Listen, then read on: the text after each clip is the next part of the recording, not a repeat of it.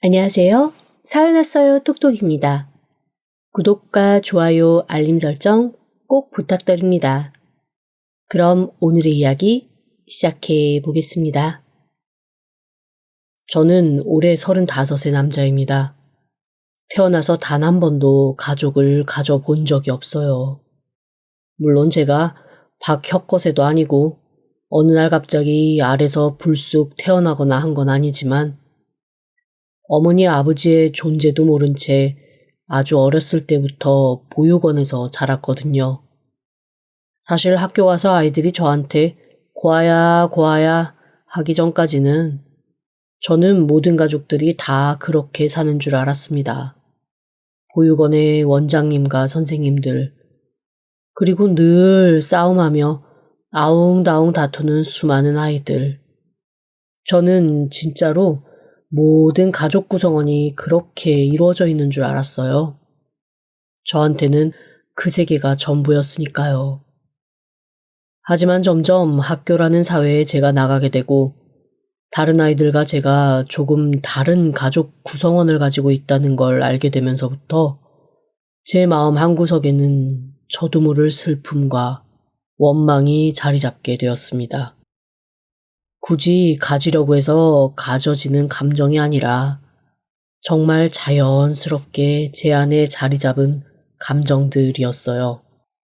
특히 보육원에서도 특이할 만큼 저는 부모님에 대한 그 어떤 정보도 남아있지 않은 아이였습니다.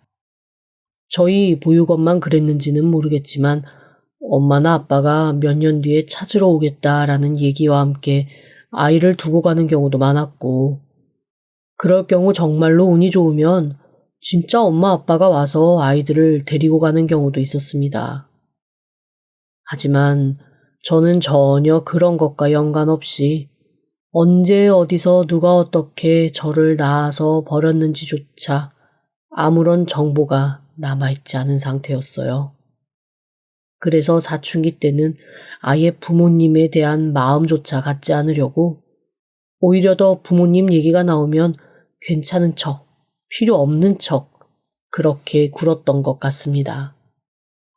그런데 이게 어른이 되고 제가 저희 부모님이 저를 낳았을 것 같은 즈음의 나이가 되니까 이 그리움이라는 게 제가 어떻게 처리가 안 될 정도로 점점 커지더라고요.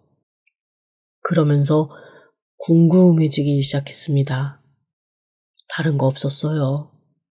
원망할 마음도 없었고 제가 뭔가를 따질 생각도 없었습니다. 그저 돌아가시기 전에 얼굴 한번 보고 딱 한번 왜 그러셨냐고 물어보고 싶다는 생각만 가득했습니다. 하지만 그것도 제 마음처럼 쉬운 건 아니었죠. 아무런 흔적이 남아있지 않으니 어떻게 찾을 길도 묘연하더라고요. 그렇게 마음 한구석에 늘 부모님에 대한 그리움만 혼자 쌓아가다가 지금의 아내를 만났습니다. 아내는 처음부터 저한테 선물 같은 사람이었어요. 제가 고아라는 것도 개의치 않았고 부모님에 대한 아픔이 있는 것도 굳이 이해하려고 애쓰지도 않았습니다. 저보다 5살 연상이었는데 그래서인지 때로는 누나 같고 가끔은 엄마 같기도 했습니다. 사실 제가 아내를 보고 반한 건 조금 창피하지만 어른의 성숙미가 아내에게서 물씬, 정말 아주 물씬 느껴졌기 때문입니다. 아이돌처럼 상큼하고 설레는 마음보다는 진하게 풍기는 여인의 향기가 저를 더 두근거리게 만들었거든요. 그래서 제 처지를 겁내하면서도 아내에게 조금씩 다가갔고 다행히 아내는 제게 마음을 빨리 열어주었습니다. 그것도 별다른 편견 없이 말이죠. 그게 사실 제일 고맙더라고요. 사람들은 흔히 제가 고아라고 하면 두 부류로 나뉘어 저를 대합니다. 아주 시크한 척, 사람은 태어나면 어차피 언젠가는 다 고아가 된다며 엄청 이해 폭이 넓은 사람인 것처럼 구는 사람이 있고 힘들게 살아서 어떡하냐며 동정하는 사람이 있거든요. 그런데 희한하게 아내는 그 둘 중 그 무엇도 아니었습니다. 그럴 수도 있죠 뭐 라는 평범한 그 태도가 저를 얼마나 마음 편하게 해줬는지 몰라요. 하지만 저랑 사귀면서 아내가 딱 한 번 이렇게 말해서 저를 울리더라고요. 그래도 어쨌거나 엄마 아빠가 보고 싶을 테니 내가 꼭 언젠가는 당신 부모님 두 분 중에 한 분이라도 꼭 찾아줄게. 그게 현실적으로 가능하건 안 하건 일단 제 마음 구석에 있는 아픔과 상처를 알고 그렇게 얘기해 준다는 것 자체가 저한테는 너무나 기쁜 일이었습니다. 천사 같은 아내 덕에 저는 새 삶을 시작할 마음을 먹었죠. 아내는 정말 여러모로 저한테는 복덩이인 여자였습니다. 살림도 너무나 꼼꼼하게 잘했고 경제관념도 꽤 뚜렷했어요. 그리고 무엇보다 고마웠던 건 아내의 부모님, 즉 장인 장모님이 저를 아무런 편견 없이 받아주셨다는 겁니다. 제가 부모님이 없다 보니 상견례 대신 식사만 한 번 했거든요. 솔직히 좀 긴장을 했는데 감사하게도 두 분 다 아내와 똑같이 반응을 해주셨습니다. 그저 저희 둘이 인연이 되어 서로 살겠다고 했으니 한번 잘 살아봐 라는 태도였었는데 그게 저한테 얼마나 위로가 되었는지 모릅니다. 만약에 과도하게 저를 아끼시는 것처럼 보였다면 그거는 그거대로 제가 많이 부담스러웠을 것 같거든요. 그렇게 저와 아내는 행복한 삶을 시작하게 되었습니다. 서로가 서로에게 의지처가 되고 서로가 서로의 기댈 곳이 되어주면서 살자는 약속이 저희가 한 유일한 약속이었지요. 결혼하고 얼마 지나지 않아 아내는 저한테 아주 상세하게 제가 어디서 발견됐는지 어떻게 자랐는지를 물어보기 시작했습니다. 그런데 왜 자꾸 그런 걸 물어봐? 나 솔직히 기억도 잘 안 나고 사실 기억하려고 애쓰는 것도 좀 힘들거든. 내가 말했잖아. 당신 부모님 중에 한 분이라도 내가 꼭 찾아주겠다고. 그게 어디 쉬워. 나도 찾으려고 해봤지만 생각보다 사람 찾는 거 어렵더라고. 쉽지 않은 건 나도 알아. 하지만 사람이 할 수 있는 데까지는 해봐야지. 그리고 나 생각보다 능력 좋은 사람이야. 내가 찾으러 가면 못 찾을 건 이때까지 아무것도 없었어. 그 자신만만한 아내의 말에 저는 떠올리기 싫었던 기억들을 하나하나 되짚어가며 제가 발견되었던 곳, 자란 곳, 그리고 어렸을 때 들었던 얘기들을 차례차례 기억나는 대로 아내에게 얘기해 주었습니다. 저는 사실 처음에 아내가 제 부모님을 찾아주겠다고 했을 때 그냥 하는 소리인 줄 알았어요. 그리고 그런 말을 해주는 것만 해도 그냥 고마웠죠. 제 입장에서 저를 이해하고 한 번 더 생각해 주려는 거잖아요.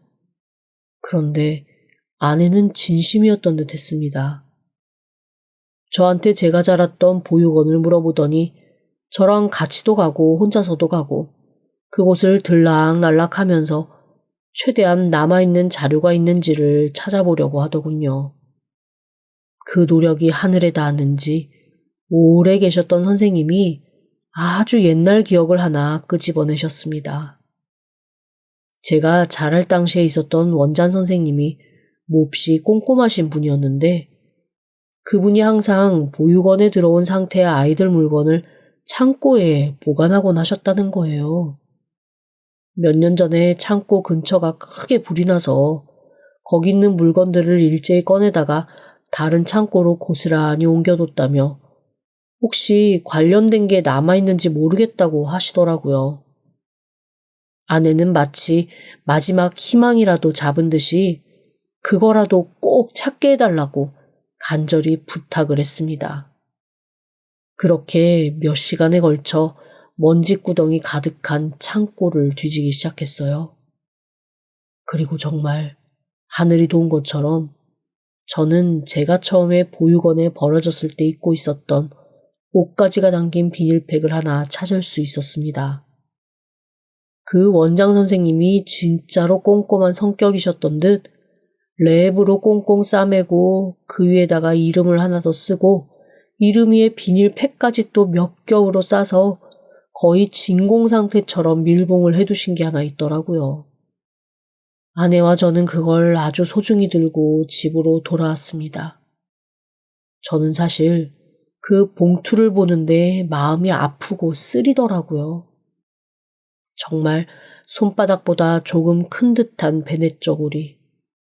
그만한 옷을 입는 아이를 어쩌자고 그렇게 내 부모는 버렸을까라는 생각에 사실 그 뭉탱이를 보는 것도 저한테는 쉬운 일은 아니었습니다. 아내도 제 그런 마음을 눈치라도 챈 것처럼 저한테 그걸 가지고 뭘 할 건지는 말해주지 않았어요. 그래서 저도 조금씩 잊고 지내는 중이었죠.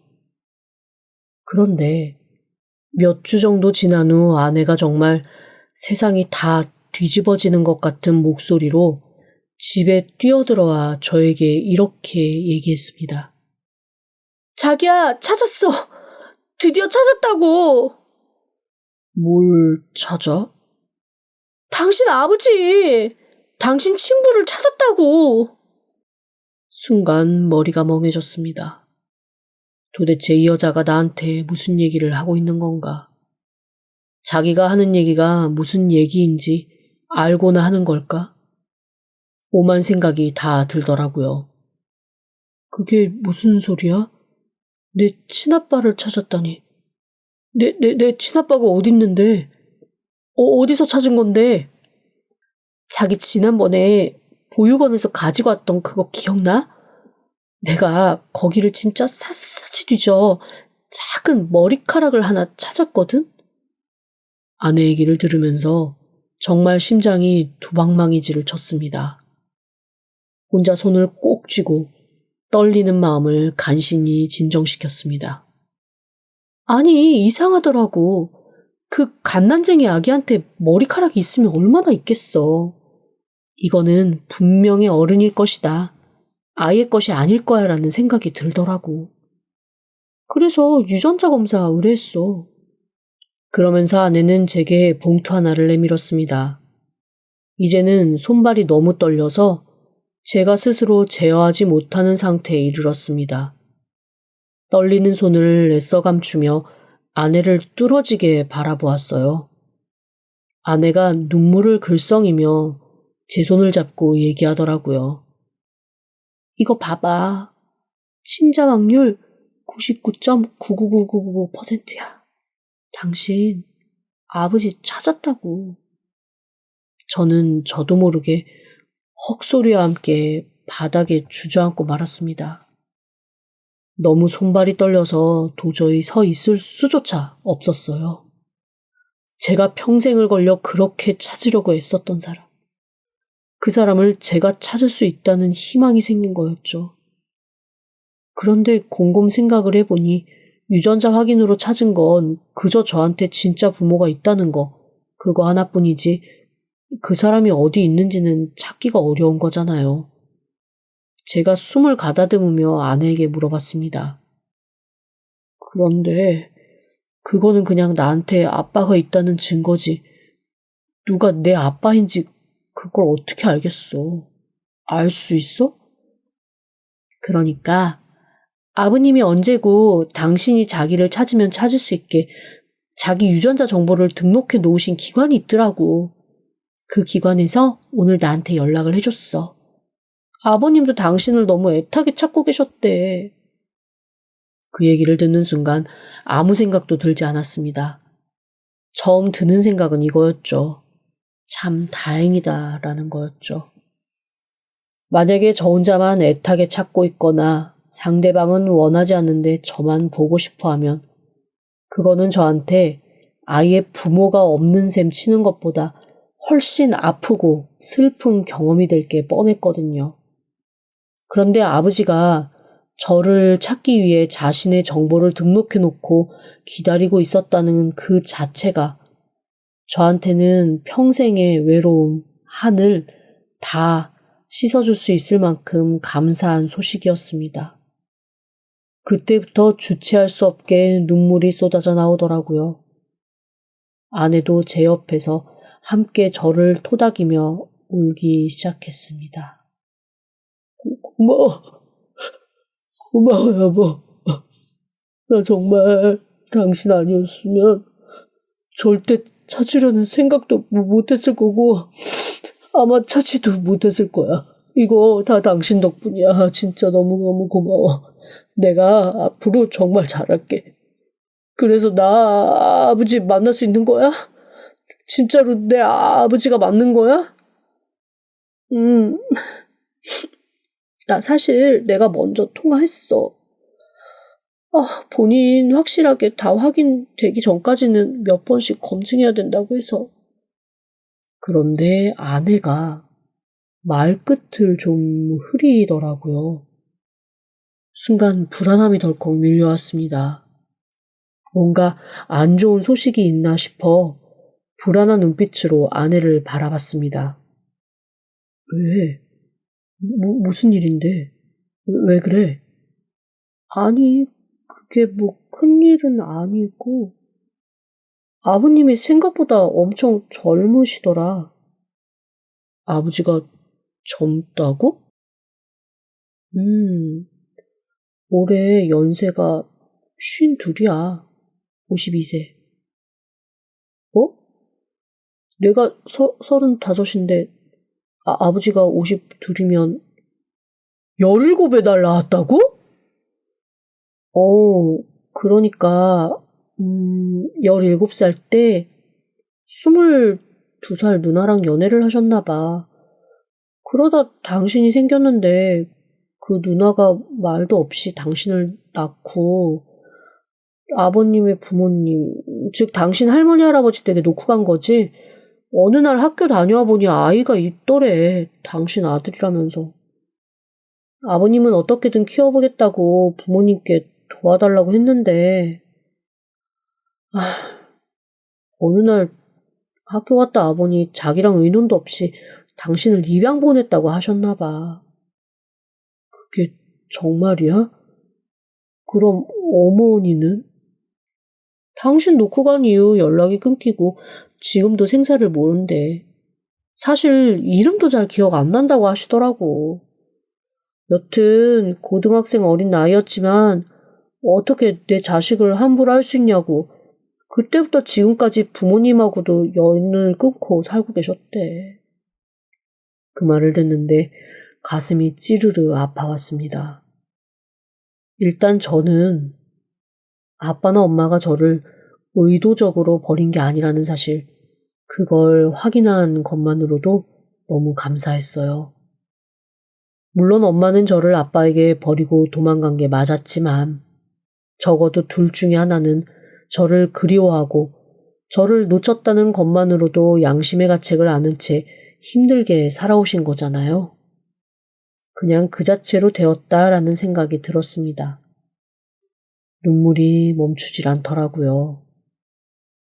아내가 계속 저를 위로하며 말을 이어나갔습니다. 그래서인지 나한테 연락받고 몇 번이고 당신이 살아있는 거냐고, 맞냐고, 진짜 당신 확실하냐고 물어보시면서 진짜 한참 우시더라. 이제 자기는 죽어도 여한이 없대. 죽긴 뭘 죽어. 이제부터 아들이랑 며느리랑 같이 해야 될 게 얼마나 많은데 죽어. 그래서 나 아버지 언제 만날 수 있어?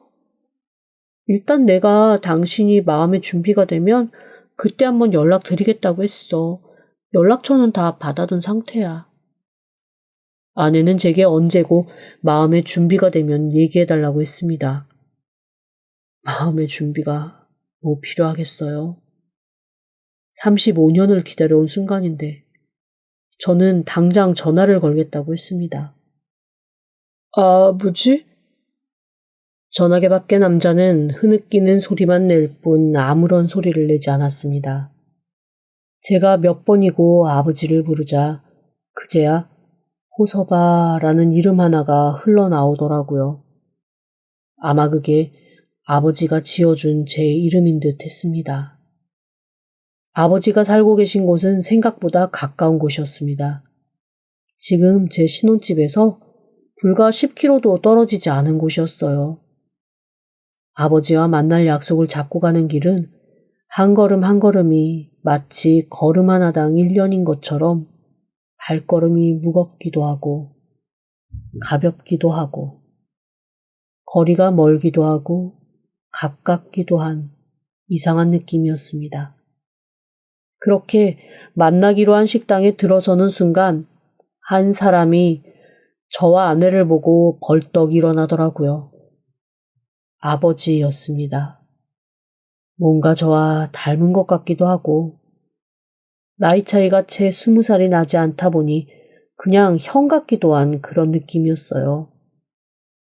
저는 쏟아져 나오는 눈물을 꾹 참으며 한 걸음 한 걸음 아버지에게 다가갔습니다. 아버지 역시 눈에 눈물을 그렁그렁 담고 있더라고요. 저를 꼭 끌어안으면서 떨리는 목소리로 정말 딱 한마디 말씀하시는데 그 얘기를 듣는 순간 저는 지난 세월의 모든 서름이 싹 씻겨져 나가는 것 같았습니다. 미안하다. 정말 미안하다. 한 번도 사랑하지 않았던 적은 없었다. 그렇게 아버지와 마주 앉아 밥을 나눠 먹는 날이 올 거라고는 상상도 못했는데 그런 날이 오니 정말 마음이 터질 것 같았습니다. 저는 식탁 아래에서 조용히 아내의 손을 꼭 잡았습니다. 이 여자한테 간이고 쓸개고 다 빼줘도 아깝지 않다라는 생각이 들었거든요. 그날 이후 저의 삶은 완전히 뒤바뀌었습니다. 아내는 어떻게 만난 아버지인데 떨어져 사냐며 할 수 있으면 우리라도 돈을 좀 보태서라도 아버지를 좀 더 가까이 모시자고 하더라고요. 그 얘기를 듣는데 정말 아내를 어떻게 해야 되나 싶어 손이 부들부들 떨렸습니다. 물론 좋은 의미로요. 말 한마디 행동 하나 저한테 제안하는 것 하나하나까지 어쩌면 이렇게 속이 깊고 사랑스러운지. 정말 이런 여자 어디 있다 나타났나 이제서야 나한테 왔나 싶은 생각이 들었습니다. 역시 나보다 나이가 많아서 생각하는 것도 훨씬 어른스럽구나 싶기도 하고 말이죠. 그렇게 아내의 제안을 따라서 아버지는 저희 집 바로 옆동 아파트로 이사를 오셨습니다. 평수는 제가 사는 것보다 좀 작았지만 혼자 사시기에는 정말 충분한 곳이었죠. 주말이면 거의 저희 집에 와서 삼시세끼 식사 같이 하시며 함께 시간을 보냈습니다. 저는 아버지에게 많은 이야기를 듣고 다양한 대화를 하고 싶었습니다. 물론 저의 어렸을 적을 기억을 못하시기 때문에 제가 들을 수 있는 얘기는 한정적이었지만 저보다 먼저 살아온 아버지의 얘기를 들으면서 왜 그런 거 있잖아요. 아들이 아빠한테 어떠한 얘기를 들으며 그 아버지의 인생을 따라갈 수 있게끔 교훈 얻는 거. 그런 게 정말 하고 싶었거든요. 처음에는 하루하루 거칠게 살아온 인생, 남한테 해줄 얘기 뭐 있냐며 머뭇거리시던 아버지도 점점 아버지의 얘기를 저한테 해주시기 시작했습니다. 어렸을 때 집에서 나와 20살이 막 되던 무렵부터 안 해본 일 없게 이 일 저 일 다 하셨다고 했어요. 혹시나 주소지가 고정되어 있으면 자기 부모님이 찾아와서 집으로 끌고 들어갈까봐 주소지 신고하지 않아도 되는 그런 곳을 전전하며 살았다고 하더라고요. 그러다 보니 제가 집을 구하기 이전 집도 친한 형님 명의로 된 집에 전입신고도 없이 살고 계신 거였습니다. 그러면 할머니, 할아버지는 아직 살아 계신 거예요? 몇 년 전에 돌아가셨지. 두 분 다 그래도 돌아가시기 전에 얼굴들을 한번 보고 그런데 부모님 그렇게 보내고 나니 후회밖에 남는 게 없더라. 그러셨겠네요. 너 많이 그리워하고 많이 찾으셨어. 진작에 찾았으면 두 분 원도 한도 없으셨을 텐데. 이제라도 마음 놓으시겠지. 아버지의 말을 들으며 저는 새삼 아내에게 더 고마웠습니다.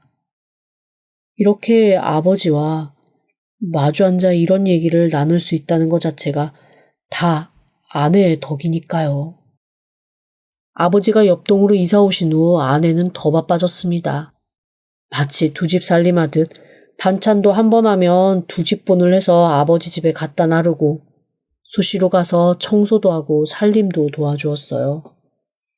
제가 너무 힘들 테니 사람 쓰자고 해도 우리 형편에 한 푼이라도 아껴야 한다며 이렇게 효도할 수 있으니 얼마나 좋냐고 오히려 저한테 씩씩하게 말하더라고요. 제 주변에도 아주 아내는 효부, 세상에 다시 없는 복덩이 아내로 소문이 쫙 났습니다. 세상 누구보다 행복하다 생각했죠. 그리고 제가 생각지 못한 불행은 그 순간 스물스물 찾아들어와 벼락처럼 어느 날 저를 덮쳤습니다. 처음 시작은 아버지의 사고였습니다. 회사에서 일을 하고 있는데 아내가 급한 목소리로 전화를 했더라고요.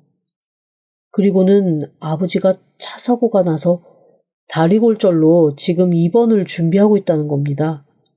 너무 놀라서 바로 병원으로 뛰어갔죠. 이게 무슨 일이야? 당신은 어떻게 연락을 받은 거야? 아니, 나는 아버님이랑 통화 중이었어. 아니, 아버님 댁에 반찬 갖다 드리려고 어디 계시냐고 전화를 걸었는데, 다른 사람이 받아서 지금 입원 사고 나셨다고 그러더라고. 세상에. 운이 너무 좋았다. 당신 진짜 복덩인가 봐. 그러면 지금 수술 들어가신 거야? 복합골절이 무릎 아래쪽으로 발생해서 아마 지지대 넣고 못 박아서 고정해야 하나 봐.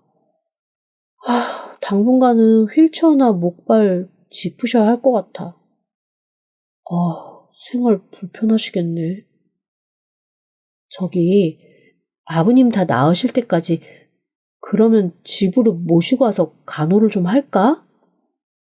나도 그러고 싶은데 우리 집도 넓은 게 아니라 이래저래 더 불편하실 것 같아서 그게 걱정이지 뭐.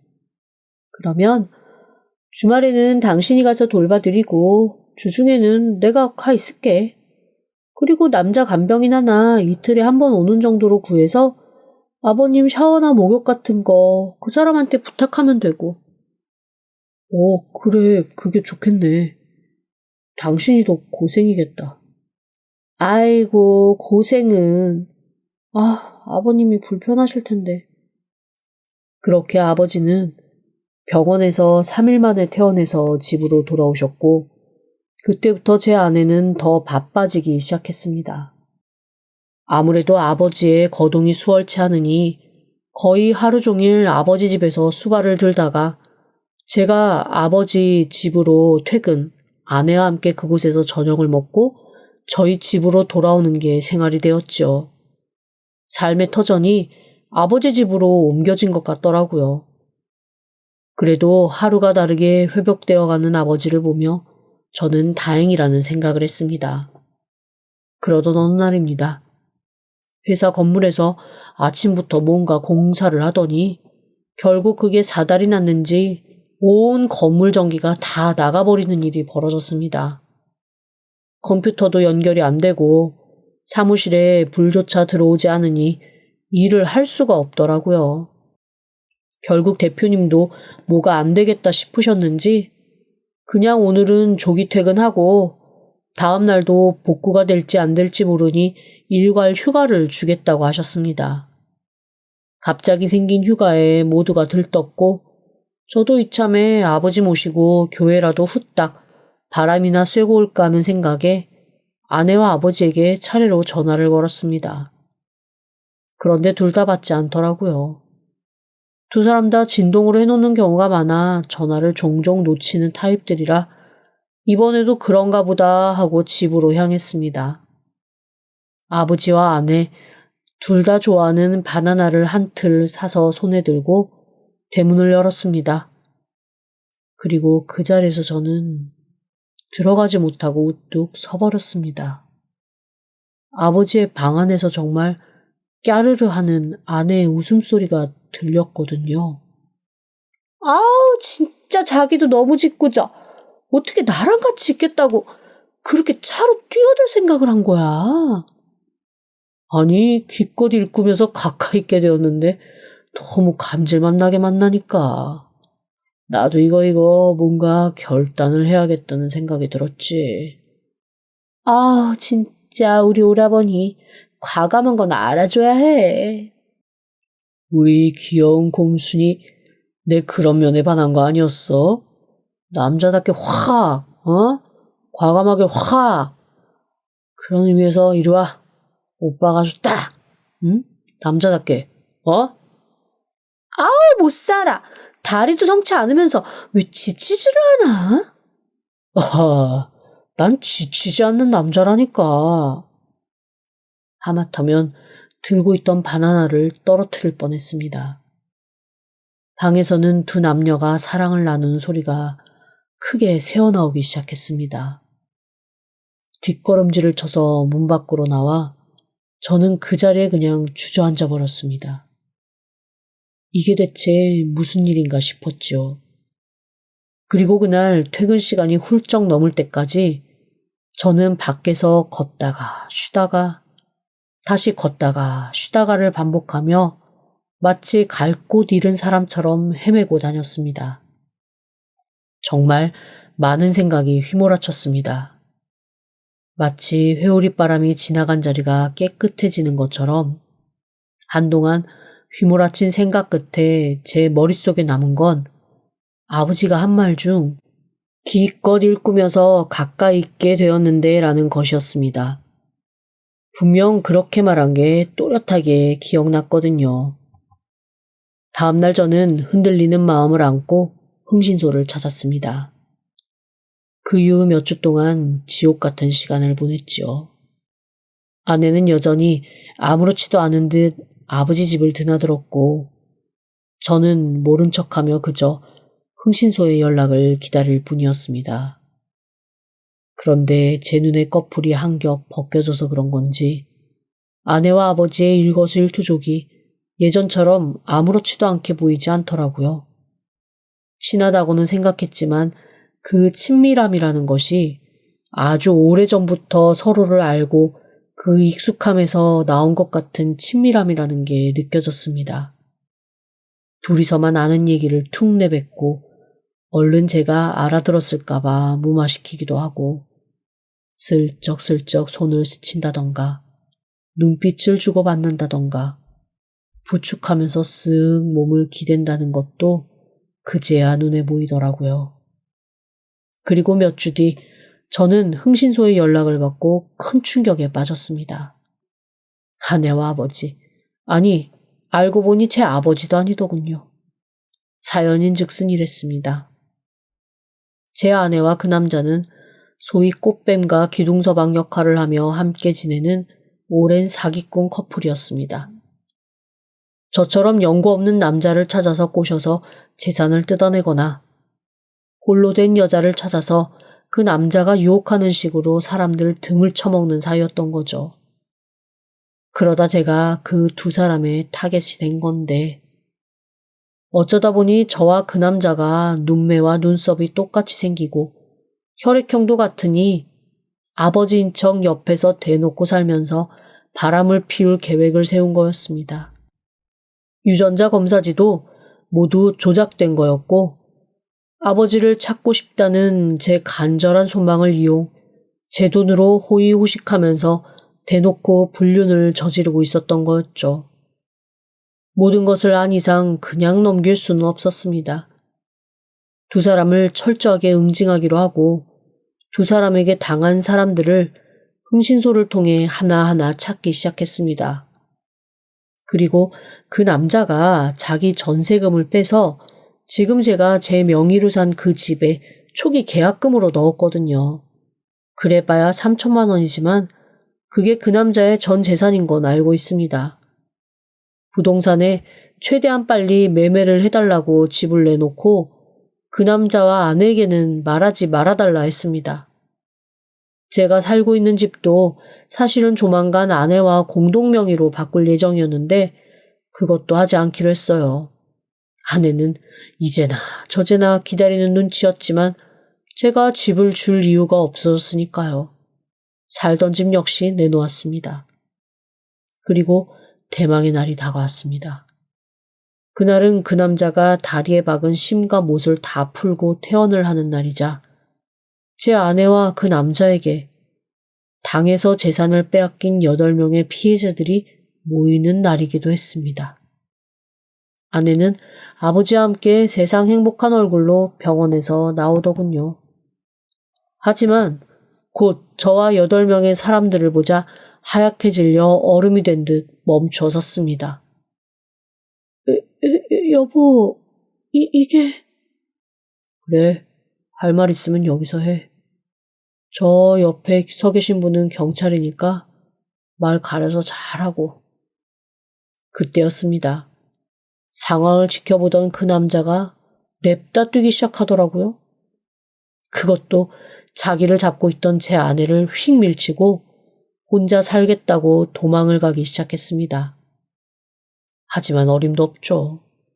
악에 받쳐 쫓는 사람들을 이길 리 없으니 금세 잡히고 말았습니다. 그렇게 그 두 사람은 오랜 악행의 끝을 맞이하게 되었습니다. 저는 당연히 이혼을 했고 고소도 했습니다. 제가 집을 다 팔아버려서 그 두 사람은 집도 절도 없이 떠돌게 되었지만 감옥이라는 새로운 집이 생기기는 했고요. 저는 살던 곳에서 아주 먼 곳으로 이사를 가려고 합니다.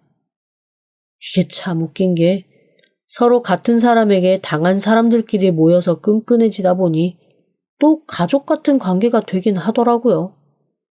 그제야 알았습니다. 꼭 피가 섞이지 않아도 충분히 가족을 만들 수 있다는 것을 말이죠.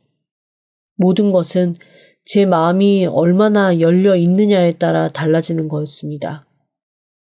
그래서 이제부터는 굳이 가족을 만들거나 찾으려 애쓰지 않고 만나는 모든 인연을 가족처럼 대하며 살아보려 합니다.